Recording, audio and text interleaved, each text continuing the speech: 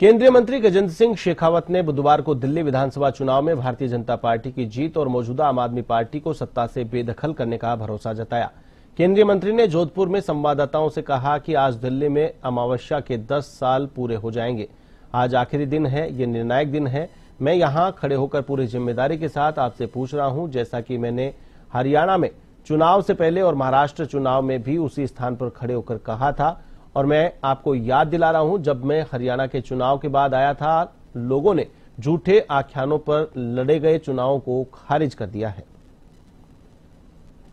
देश की जनता ने झूठे नैरेटिव के आधार पर चुनावों को नकार दिया और परिणाम वही हुआ। हरियाणा में प्रचंड बहुमत के साथ हम जीते, महाराष्ट्र में नया रिकॉर्ड बनाते हुए हम जीते। और आज आप अपनी डायरी में सब लोग लिख लीजिए, भारतीय जनता पार्टी दिल्ली में पूरे बहुमत की सरकार, प्रचंड बहुमत की सरकार बना रही है।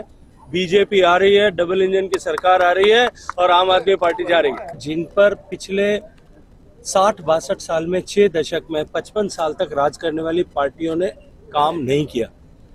गरीब के पास घर नहीं था, घर में बिजली नहीं थी, घर में शौचालय नहीं थे, पीने का पानी का प्रबंध नहीं था, गैस का चूल्हा नहीं था, सामान्य बैंक का खाता नहीं था, इलाज के लिए कोई व्यवस्था नहीं थी। और इंफ्रास्ट्रक्चर के दृष्टिकोण से भी भारत बहुत न्यूनता के स्तर पर खड़ा था। माननीय प्रधानमंत्री जी के नेतृत्व में पहले 10 साल में जिस तरह से इन सब आवश्यकताओं की पूर्ति और भारत के बेसिक इंफ्रास्ट्रक्चर को बनाने, बढ़ाने, दुरुस्त करने और फ्यूचर रेडी बनाने के लिए काम हुआ, उसके बाद में अब क्योंकि भारत पूरे विश्व के लिए आकर्षण का केंद्र बना है,